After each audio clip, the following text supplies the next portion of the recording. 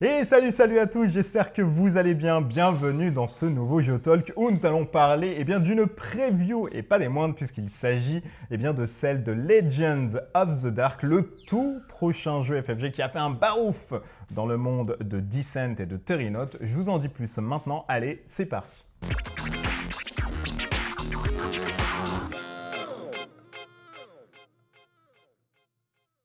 Legend of the Dark, c'est le nom que portera le prochain jeu de la gamme Descent de FFG qui est attendu au deuxième trimestre 2021, donc dans pas si longtemps que ça, qui vous propose une expérience narrative JDR dans du dungeon crawler tabletop avec une application. Alors, des informations ont été circulées maintenant à droite et à gauche.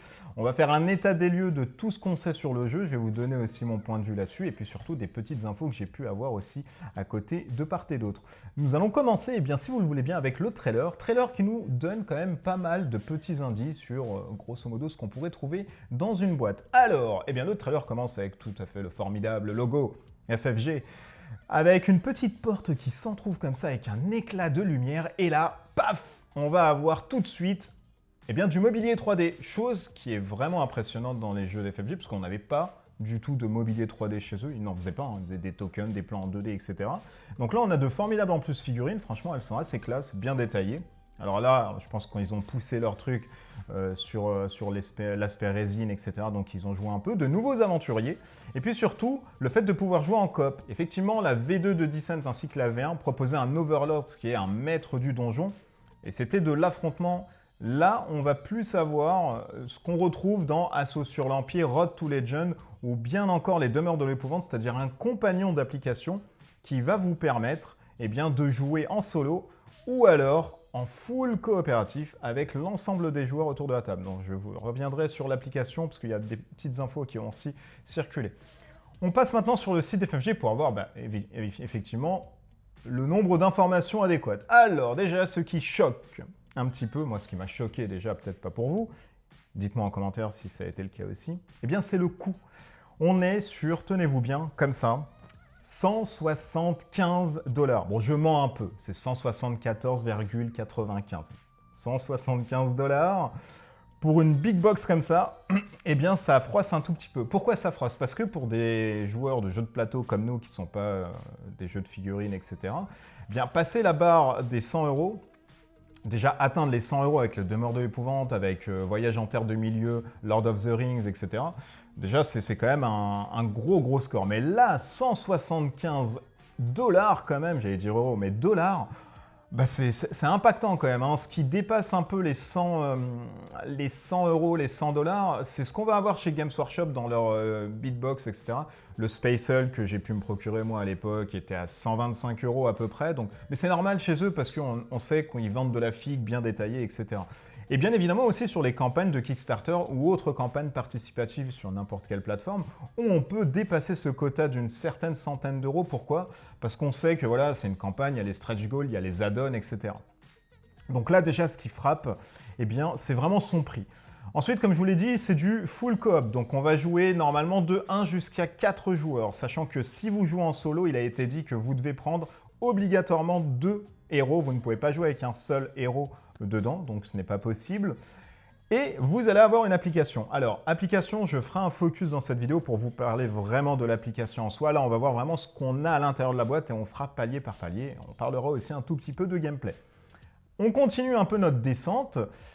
C'est un peu la descente peut-être aux enfers pour certains, comme moi, parce qu'on voit un peu les tuiles et là, on se dit « Oh, mais qu'est-ce que c'est que ces tuiles quand même ?» Parce que autant le chara-design des personnages, et on va revenir juste après, vous allez voir, il peut plaire ou pas du tout. Ils ont pris cet aspect artistique d'être sur le côté, on va dire, cartoon BD, que ce qu'on avait pu voir sur l'ancienne version, entre guillemets, de Terranote, de Descent, Journey of the Dark. Alors, il faut savoir que ce n'est pas une V3, parce que déjà, d'une part, ça fait partie de leur gamme Descent, ils l'ont très bien et clairement dit, mais ils veulent avoir vraiment une autre expérience. Alors certains diront, bien évidemment, oui, mais Road to Legend permettait d'avoir cette expérience en coop. Vous allez voir que là, apparemment, le truc est poussé, d'après encore les dires des personnes qui ont bossé dessus, à savoir Kara ainsi que Nathan, si je ne dis pas de bêtises.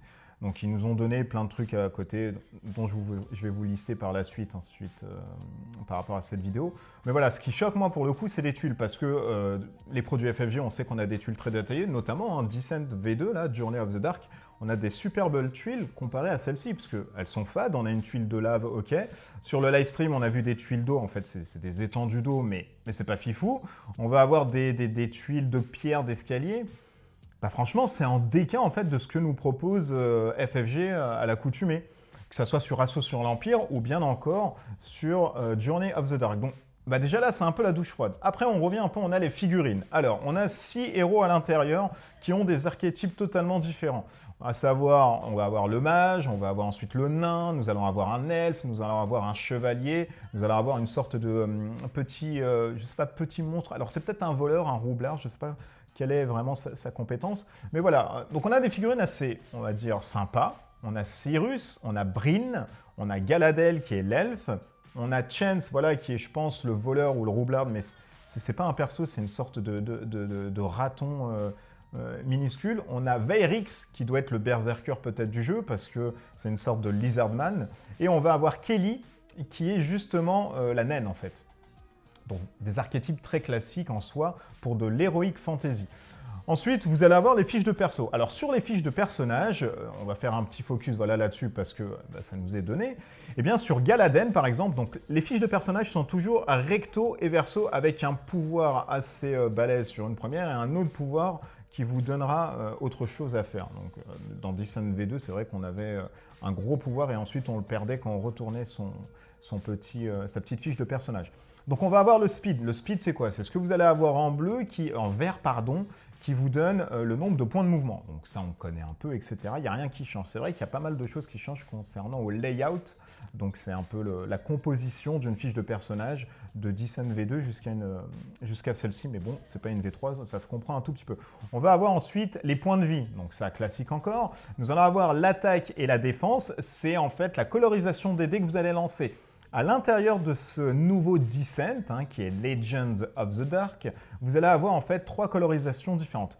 Le bleu, le orange ainsi que le noir. Alors le noir nous a été dit comme étant les dés qui vont taper assez fort. Le bleu vont être des dés qui vont vous procurer des éclairs, ce qu'on appelle le surge, qui vont vous permettre d'être dépensés dans des caractéristiques et compétences de vos personnages ou de vos armes. Et ensuite, nous allons avoir le orange. C'est un petit peu nouveau, pourquoi? Parce qu'on a une nouvelle phase de dés qui est implémentée dans ce nouveau Descent, qui s'agit des avantages. Alors les avantages, c'est quoi? C'est des phases de dés où vous allez pouvoir utiliser apparemment de la fatigue pour avoir des touches critiques ou autre chose. Voilà, ça vous donne un petit joker à utiliser uniquement sur la fatigue. Et c'est vrai que là, on a l'impression que la fatigue est une phase prédominante et une pièce maîtresse, entre guillemets, dans ce jeu, parce qu'il y a plein de choses qui se font aussi avec de la fatigue. Auparavant, dans l'ancienne version de Descent, bien évidemment, je le rappelle, ce n'est pas une V3, la fatigue était utilisée soit pour parcourir des cases en plus, soit pour utiliser de l'expérience maintenant, des caractéristiques supplémentaires, ou d'activer un item, ou alors une caractéristique propre à votre personnage, à votre aventurier. Et bien là, ça va être aussi utilisable pour des phases 2D. Donc on va dire que pourquoi pas, c'est sympa, c'est une autre méca qui nous rajoute des trucs, etc. Ensuite, vous allez avoir l'habilité du héros. Par exemple, ici, il dépense une fatigue, et durant son tour, il a Shift 1. Alors Shift 1, je ne sais pas ce que c'est, est-ce que du coup, il bloque un truc, ou je ne sais pas. Et on a le Surge Ability, c'est justement ce qui va vous permettre de dépenser vos éclairs, à savoir que là, vous rajoutez une touche directement à la chose. Donc on montre ensuite que la carte se tourne, donc ça on connaît, etc. Chose assez aussi particulière, c'est qu'à l'intérieur, vous allez avoir des sleeves.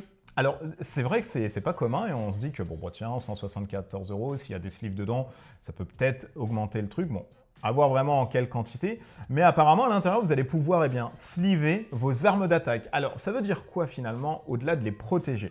Ça veut dire que sur une face, donc au recto et verso, vous allez avoir 2 armes différentes. Et quand vous allez pouvoir taper, vous allez switcher entre les 2 armes. Armes qui d'ailleurs peuvent accueillir de la fatigue. Alors c'est une chose aussi nouvelle puisque dans la gamme Descent, on n'avait pas à ma connaissance d'armes qui nous permettaient d'apporter de la fatigue. Donc, alors, il se peut que si vous n'avez plus de trucs, vous retournez votre arme et vous utilisez que celle-ci avant de récupérer bien, de la fatigue sur vos armes ou de boire des potions, etc. Mais c'est vrai que c'est une chose assez sympa, on va se dire, de mettre, tiens, des sleeves, et en plus c'est déjà incorporé à l'intérieur, pour vous donner, bien, deux armes totalement différentes en vous disant, bah tiens, je vais taper avec ça ou je vais taper avec ça. À savoir que vos personnages, pardon, ça a été dit, vont commencer avec deux armes à chaque fois. Donc là, pour le coup, on sait qu'on va avoir à chaque fois deux armes. Ensuite, on a un petit focus sur l'application, à savoir, voilà, New Game Plus. On a ensuite une composition. Vous voyez là les tuiles, franchement, sur l'application, c'est pas fifou. Et on continue, bien évidemment, notre avancée. On reviendra sur la tuile, vous inquiétez pas. Sur les figurines à l'intérieur. Donc, il y a 6 héros. Il y a une quarantaine de figurines à l'intérieur, il me semble, avec des compositions 3D. Donc on va avoir des Utuk Berserker, on va avoir des White, c'est un peu peut-être des chevaliers déchus, des Zéalotes, c'est une sorte comment on appelait ça dans V2? Mettez-moi en commentaire les enchanteurs là, les sans eau ou les sans chair, je sais plus, qui permettaient de faire des mages. On a les Fey qui sont des petits diablotins, les Spectres, les hybrides Harbinger, les Utuk Blood Witch, le 2 golems, ainsi que des bandits, des loups et le centurion qui normalement devrait être le boss du jeu, puisque quand on le voit, il est assez quand même mastoc. Une fois qu'on a fait ça, donc on revient encore sur les applis, etc. Et je passe là-dessus, parce qu'on reviendra sur les applis. Alors voilà ce que compose du coup, à quoi normalement devraient s'attendre bien, les personnes qui devraient acheter et vont acheter la nouvelle version de Descent, à savoir une quarantaine de figurines, du matériel 3D, bien évidemment des pions ainsi que des cartes. Donc voilà, alors 175 € pour tout ça, ainsi que des sleeves, pardon. Ça pique, hein, ça pique vachement, et déjà rien que pour le prix, moi je sais que je n'irai pas parce que je trouve ça vraiment très cher pour ce qu'on a à l'intérieur. Sur la qualité des figurines, parce que je sais que vous êtes beaucoup à demander des fois la qualité des figues, c'est quoi? Eh bien, c'est du hard plastique, donc c'est du plastique dur. Comment ils le vendent? Ils disent que le plastique dur, déjà pour les peintres, c'est hyper bien délimité, du coup, eh bien, vous allez pouvoir vous en donner à cœur joie, donc ok, pourquoi pas. Et puis surtout, c'est une robustesse, et ça permet de pousser des niveaux de détail, d'après leur dire, qu'on ne peut pas avoir sur du soft plastique, donc ce qu'on a pu avoir dans les Demeures de l'épouvante, les premières versions, ainsi que la deuxième version de Descent, c'était sur du soft plastique, donc c'est du plastique qui est un peu mou. Là, sur le hard plastique, ils ont poussé vachement les détails, ils sont partis là-dessus justement pour avoir une qualité de détail qui est à la hauteur des 175 € au moins, je l'espère. Voilà ce que est composé cette boîte. Des sleeves pour pouvoir accueillir vos cartes, de très bonnes figurines. Le caractère design maintenant, moi j'aime pas du tout parce que pour moi c'est pas du Descent en fait. Ça représente pas le monde de Terrinote parce que voilà, avec Roundbound, avec Descent V2, avec tous les jeux qui ont été faits sur Descent, Hero of Terrinote, pardon, qui a été le jeu de cartes Warhammer Quest d'ailleurs, où ils ont perdu la licence et ils sont partis là-dessus, qui reprend les mêmes principes, on avait un caractère en fait design qui était très particulier au monde de Terrinote. Et là malheureusement, en reprenant un aspect comic books, cartoon, on perd un peu, à mon sens, encore une fois, dites-moi dans les commentaires si vous partagez ou pas du tout, mais on perd à mon sens l'âme de Terrinote, l'âme qui a fait justement Descent depuis ces 10 dernières années. Voilà, après, c'est un bon ou mauvais choix. Là, libre cours à vous d'y aller ou pas du tout par rapport à ça. Mais moi, je sais que déjà, avec le prix et avec le design comme ça me révulse un peu. On va passer ensuite maintenant à ce qu'on trouve, entre guillemets, à l'intérieur, mais sur le fond et pas sur la forme. Sur le fond, déjà, on va parler des quêtes. Et surtout, du côté qu'ils veulent apporter et pourquoi ils sont partis sur ce Descent-là, avec une refonte, et non pas sur une V3 pour pouvoir poursuivre ce qu'on a pu acheter dans Descent V2 et avoir une rétrocompatibilité avec ce Legend of the Dark. Alors, ils l'ont dit en étant que, voilà, effectivement, on avait Road to Legend, mais ils ont appris de Road to Legend, ils ont appris d'Imperial Tasso, et ils ont appris des Demeures de l'épouvante, pour optimiser au maximum et pousser vers le haut leur application afin de donner et d'apporter aux joueurs une version totalement différente de ce que vous avez pu connaître avec Road to Legend. Je ne sais pas si c'est vrai, ça il faudra voir dans les live streams qu'ils vont faire plus tard sur des bouts de gameplay pour voir vraiment si c'est poussé. Ce que l'on sait actuellement, c'est que voilà, ils sont partis sur cette version qui, encore une fois, fait partie du catalogue Descent, mais qui n'est en aucun cas une V3 pour eux de Descent, parce que vous n'avez pas de rétro déjà compatibilité. Déjà là, ça choque un tout petit peu, parce que les personnes qui ont eu la complète de Descent V2, ils vont se dire, mais ok, bah alors moi j'ai dépensé peut-être 400 € là-dedans avec les extensions de part et d'autre, mais pourquoi j'irais dépenser 175 € là-dessus? C'est vrai que c'est légitime parce que bah là, au-delà d'avoir de nouvelles figurines, du matériel 3D, etc., bah, et l'application, bien évidemment, avec une nouvelle quête, bah voilà, c'est vrai que c'est un peu compliqué pour une personne qui a tout Descent. Maintenant, une personne qui n'a pas Descent V2, et on sait que voilà, c'est au compte-gouttes les réassorts, il n'y a pas vraiment de second print ni d'autres prints, ils ont dit qu'ils n'avaient pas d'infos. Mais à mon avis, c'est plus de l'enfumage pour dire non, on va plus refaire de Descent V2, démerdez-vous. Notre nouvelle gamme de Descent, ça sera celle-ci, ça sera Legend of the Dark. Ce qu'il faut savoir aussi dans Legend of the Dark, c'est que vous allez avoir une campagne de 16 scénarios à l'intérieur. Un scénario fait entre 2 heures et 3 heures de temps de jeu qui a été donné par Kara, qui est une des développeuses en fait du jeu, le game designer d'ailleurs dessus. Et elle nous a dit que voilà, ça durera entre 2 heures et 2 heures et 3 heures une campagne, donc une cinquantaine grosso modo pour la campagne entière. Il faut savoir que ce Legend of the Dark est un des premiers 3 arcs qui vont constituer l'épopée de ce qu'ils veulent raconter dans cette boîte de base. Il ne va pas y avoir un cliffhanger à la fin. Pour eux, il y a 3 arcs différents, celui-ci étant le premier. Chaque arc va vous donner en fait une histoire satisfaisante d'après eux.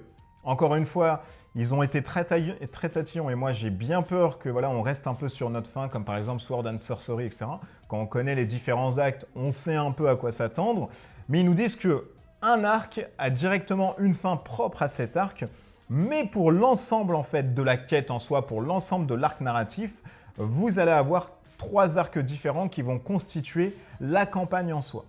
Il n'est pas possible à Descent Legend of the Dark de jouer par exemple une seule mission. Ils le composent eux comme étant une campagne JDR, tabletop avec un univers voilà, de figurines et de jeux de plateau, mais c'est pour eux, ils sont partis dans l'exploration et non pas le côté stratégique de Descent Journey of the Dark qu'on a pu avoir avec voilà, je place, je sais où sont mes mobs, etc. Là, vous allez avoir en fait une exploration prédominante. Alors attention, parce que quand on se dit une application, on sait que dans les Demeures de l'épouvante ainsi que Assaut sur l'Empire et Road to Legend, on avait un faux compteur temps, vous savez, qui était à l'intérieur. C'est-à-dire que si vous prenez votre temps, les monstres vont être plus forts, les événements vont être plus durs et forcément, vous allez arriver à la fin de partie parce que l'application souhaite que vous arriviez à la fin de partie, donc il fait rusher. Ici, ils nous ont expliqué qu'effectivement, on va avoir d'un côté et apparemment, la partie la plus prédominante de ce Descent, ça va être de l'exploration, donc un peu de prendre son temps, d'aller voir ce qu'il y a sur la table de chevet, dans l'armoire, etc., d'ouvrir le coffre. Mais il y aura des missions de rapidité, puisque ça va être dans un background qui est stipulé où voilà, vous n'avez pas beaucoup de temps pour faire la mission, je ne sais pas, peut-être éteindre un incendie ou aller secourir des villageois, sinon ils sont morts dans X tours. Voilà, donc il va y avoir une grosse part d'exploration, mais il va y avoir aussi une petite part de rapidité. En quelle proportion, je ne sais pas, mais eux, en tout cas, ils s'annoncent et ils s'accordent à dire que voilà, la majeure partie du temps, ça va être de l'exploration. Qui dit exploration, dit aussi du coup brouillard de guerre. Alors le brouillard de guerre, c'est quoi? C'est que vous allez commencer avec votre petite tuile, comme Road to Legend, et au fur et à mesure, tout comme Descent ainsi que Demeure de l'épouvante, eh bien vous allez découvrir des tuiles supplémentaires. Alors, l'aspect 3D ici n'est pas uniquement que cosmétique, il est aussi jouable. Alors, j'entends jouable avec de l'interaction. C'est-à-dire qu'ils nous ont dit, au-delà des escaliers ainsi que des tuiles, voilà, portes que vous allez mettre, tout normalement devrait interagir. C'est-à-dire la table de chevet, vous allez pouvoir voir ce qu'il y a sur la table. L'armoire, vous allez pouvoir fouiller l'armoire. Le trésor, vous allez pouvoir, ben ça coule de source, fouiller le trésor. Vous allez pouvoir, eh bien, pourquoi pas, monter sur des arbres, c'est ce qui nous est dit apparemment, donc vous allez pouvoir interagir avec des arbres. Alors leur mettre le feu aux arbres, pourquoi pas, parce que peut-être avec des fléchettes, vous allez pouvoir mettre le feu aux arbres. Ils nous ont dit qu'en tout cas, tout avait une interaction si c'était sur le plateau. Maintenant, à voir dans quelle mesure, si c'est juste une option, etc. Mais ils nous ont dit ça. Sur l'interactivité aussi, via l'application, ça va être du drag en fait, je ne sais plus comment on dit ça, drag and bag, un truc comme ça. C'est-à-dire que vous allez prendre votre jeton, par exemple, je ne sais pas si c'est l'elfe que vous voulez chercher avec le coffre, vous allez prendre l'elfe, et vous allez sélectionner l'elfe et le mettre sur le coffre. Donc ça, c'est vrai que c'est une des améliorations qu'ils ont pu avoir et pousser vers le haut leur application, parce que rien ne nous permettait de faire ça. Alors quand on cherchait un coffre, on ne nous disait pas qui cherche le coffre, etc. Là, on nous dit effectivement que c'est le nain ou l'elfe qui va chercher le coffre, et il nous est dit que par rapport au joueur, donc à l'aventurier qui va chercher ou qui va faire une action spéciale, l'action va changer. On nous dit aussi, on nous promet un aspect très narratif qui va avoir une influence sur nos choix ainsi que l'impact de la campagne. C'est-à-dire que si vous faites tant ou tant de choses, vous allez avoir un aspect scénaristique au-delà de tout ce qui est peut-être calibré là-dessus. Ils nous ont vraiment parlé de l'application comme étant un compagnon, un allié qui va prendre en considération vos faits et gestes et qui va ensuite calculer par rapport à ce que vous faites. Donc c'est un univers qui nous est dit vivant et qui va être amélioré au fur et à mesure de ce que vous allez pouvoir faire. Dans cette amélioration, ils ont mis des classes de personnages qui ont des vertus. Alors les vertus des personnages, c'est des mots-clés que vous allez avoir et au fur et à mesure que vous allez avancer, vous allez peut-être avoir des quêtes secondaires où on va vous dire, bah tiens, vous avez des quêtes nobles ou alors des quêtes de chevalier. Si vous prenez une quête de chevalier avec ce personnage-ci, il va avoir d'autres choses supplémentaires, etc. Donc voilà, tout ceci nous laisse à penser qu'il va y avoir vraiment un univers très vivant autour de ce Descent. Sur le fond encore, ce qu'on peut trouver, c'est notamment les faiblesses. Alors quand vous rencontrez un personnage, enfin quand je dis personnage, il faut entendre monstre, quand vous rencontrez un ennemi à l'intérieur, paraîtrait-il qu'il ne possède pas du tout de bonus ni de malus, vous ne savez pas. En fait, il vient comme ça. À vous de voir et à vous de penser, c'est effectivement si vous tapez un squelette avec par exemple une massue, est-ce que vous allez faire des points de dégâts supplémentaires ou pas du tout? Est-ce qu'il va être immunisé à des sorts ou pas du tout? À vous de voir vraiment quand vous allez lancer votre truc s'il est immunisé, puisque l'application va vous dire tiens, c'est immunisé donc ça sert à rien. Par contre, bien évidemment, vous n'allez pas retenir l'ensemble des choses. À chaque fois que vous découvrez une caractéristique d'un monstre, il est directement ensuite stipulé sur sa fiche de monstre. Du coup, à chaque fois que vous allez le retrouver ou le recombattre, on vous donne à chaque fois des trucs. Sur les monstres, ils ont fait un truc assez sympa que je trouve, c'est des petites encoches en dessous des socles des monstres qui ont différents niveaux et qui vont avoir en plus différentes affinités, rouge, vert, etc. Ce qui va vous permettre de voir que ce monstre-là, c'est niveau 1, donc ok, on sait que c'est un mob assez classique. Il va avoir une affinité rouge que, je sais pas, c'est peut-être un truc contre le feu. Vous allez pouvoir lancer le feu et bam, vous allez pouvoir lui faire plus de points de dégâts. Donc ça, c'est assez sympa. Tout ce qui a été dit sur le gameplay, c'est sympa. Comment se passe un tour, grosso modo, de jeu? Alors, ils nous ont montré quelques cartes, ils ne sont pas restés sur le gameplay parce qu'ils veulent faire un autre live stream dessus. Ils nous ont montré, grosso modo, comment se passe un combat sur l'application.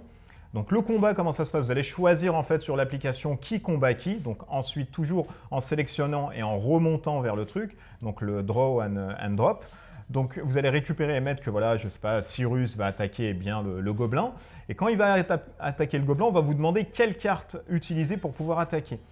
Quand vous allez attaquer, vous allez lancer votre dé. Et vous allez avoir des points de dégâts, en fait, sur votre arme. Ça veut dire quoi? Ça veut dire que l'arme, pour chaque succès que vous allez avoir, va infliger, par exemple, 1, 2 ou 3 dégâts. C'est un multiplicateur, en fait, que vous allez avoir sur votre phase de dé. Admettons que vous lancez avec Cyrus le dé orange. Vous faites, par exemple, je ne sais pas, 2 hits.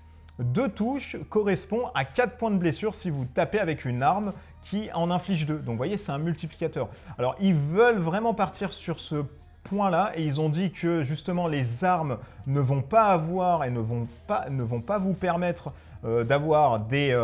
c'est pas français ce que j'ai dit là, mais c'est pas grave.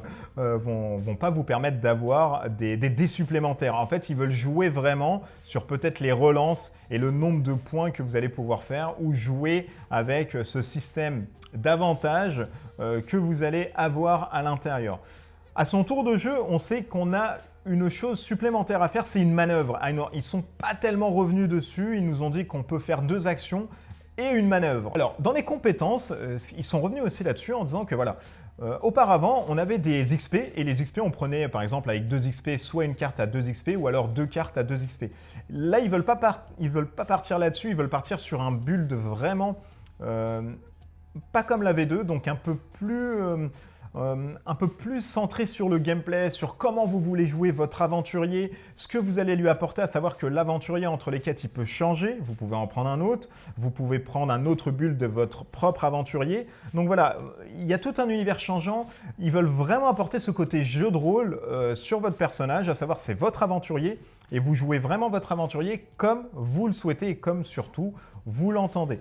Donc voilà, sur l'application, ils ont fait apparemment de certaines prouesses parce qu'il y a aussi un rollback sur l'application, chose qui n'était pas dispo dans les demeures de l'épouvante, etc. Quand vous faites une action, c'est compliqué de revenir. Là, apparemment, ils ont fluidifié le tout.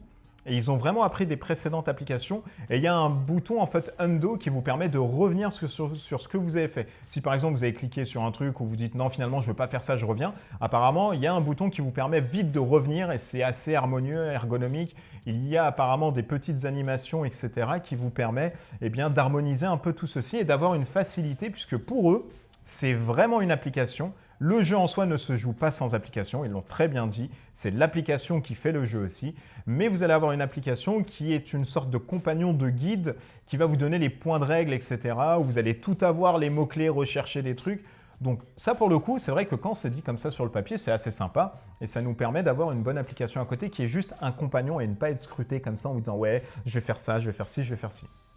Donc ça, on peut l'entendre et on peut se dire, d'accord, ça a coûté peut-être plus cher, c'est ce qui montrait le prix, mais encore une fois, on a du mal à le comprendre parce que ça grince un peu, quoi.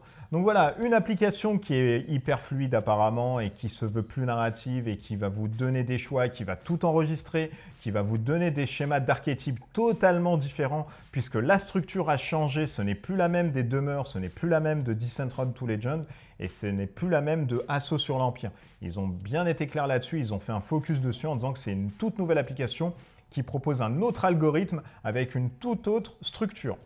On a tendance à les croire et on se dit que effectivement, si c'est mieux que ce qui a été fait auparavant, qui était déjà pas mal, donc tout laisse à penser qu'effectivement, cette application serait, on va dire, shiny, rayonnante.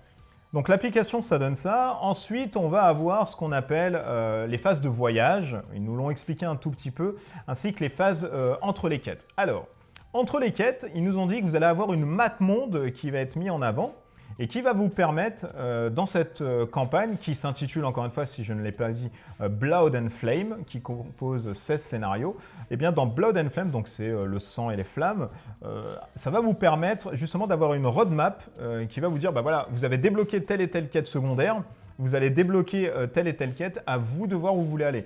Et encore une fois, les quêtes secondaires, d'après ce qui nous laisserait entendre, c'est par rapport à vos vertus de personnage.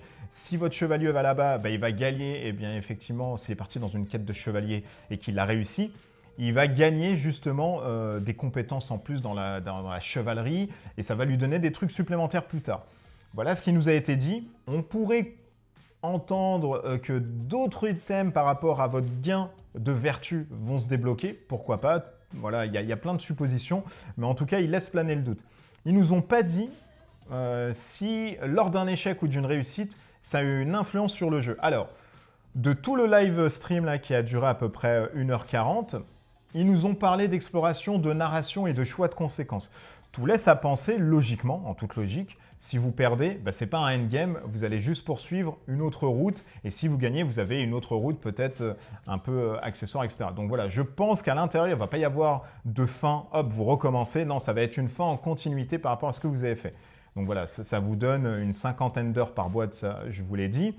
En termes de figurines, bon, c'est assez sympa, le bestiaire, on va dire, bon, voilà, on est dans un monde un peu diabolique, etc. Moi, ce qui me révulse un peu, c'est le côté cartoon, où malheureusement, eh bien, le cartoon, bah là, moi, ça me froisse un peu parce que je retrouve plus du Descent et je me dis, bah, c'est pas ça en fait, c'est pas ce que j'ai connu dans Descent. Alors, la rétro-compatibilité, il n'y en a pas parce que c'est pas une V3, c'est du coup un autre Descent. Malheureusement, ceux qui ont déjà la V2 comme moi, bah, c'est vrai que c'est compliqué parce qu'on a Road to Legend, donc à voir vraiment si c'est un truc qui est waouh et hyper shiny, on pourra vraiment avoir un autre truc dessus, ou si c'est quelque chose de très très bon. Moi, je sais que je n'irai pas, pourquoi? Le prix déjà me révulse, c'est très cher. le Kara design que je n'aime pas parce que c'est très cartoon pour moi et c'est pas le monde de Terrynote et de Descent que j'ai pu trouver dans Runwars, Runbound ainsi que Descent et Héros de Terrynote. Les tuiles, c'est vraiment à chier.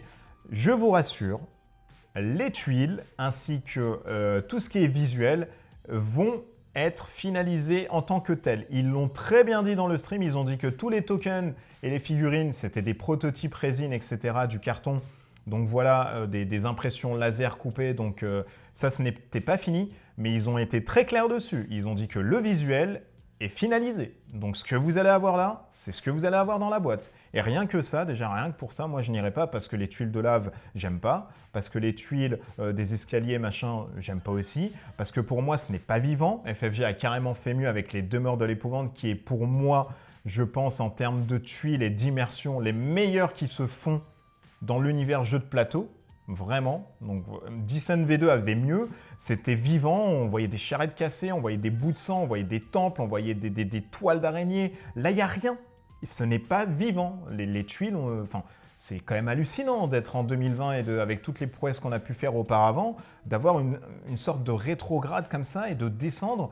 Et ça justifie même pas le prix. Alors autant le mobilier 3D, etc., d'accord, on veut comprendre, ça peut coûter un peu. Autant s'il y avait vraiment des tuiles bien designées, avec des layouts, donc des trucs assez bien foutus, on l'aurait compris. Mais là, quand même, 175 € pour un univers qui se veut cartoon.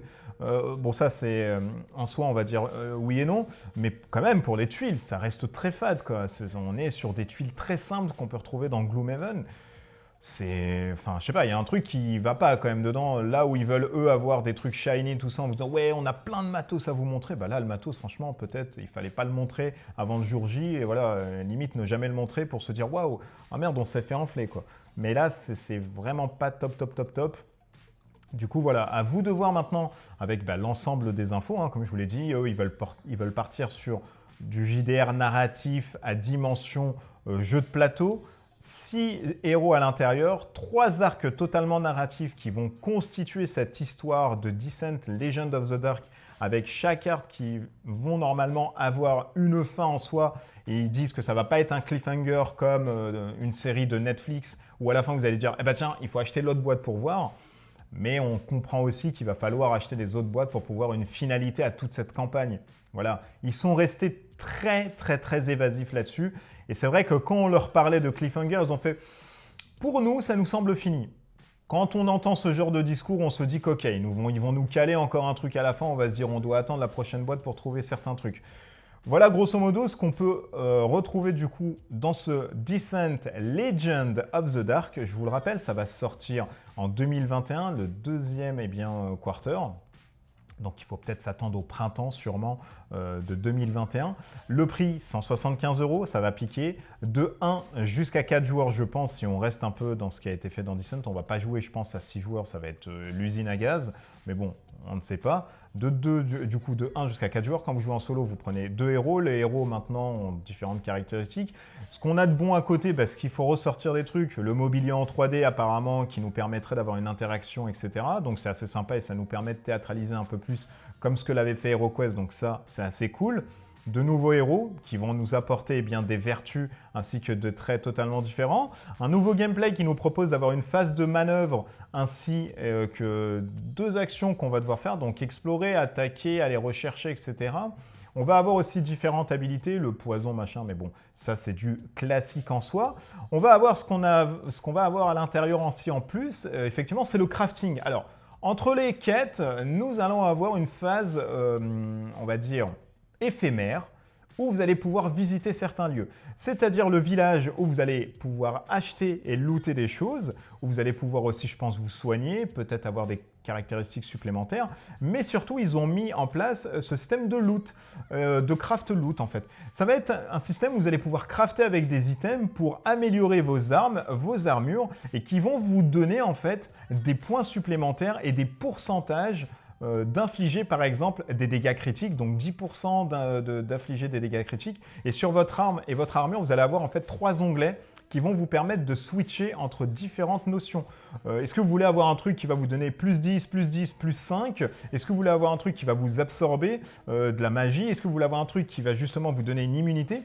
Ça, je trouve, c'est assez cool. Le système de craft, etc., de loot, c'est assez sympa. Et ça vous permet d'avoir une certaine versatilité sur vos personnages. Et encore une fois, ça rentre dans leur ligne de vous dire, voilà, c'est votre aventurier, vous le jouez comme vous le sentez.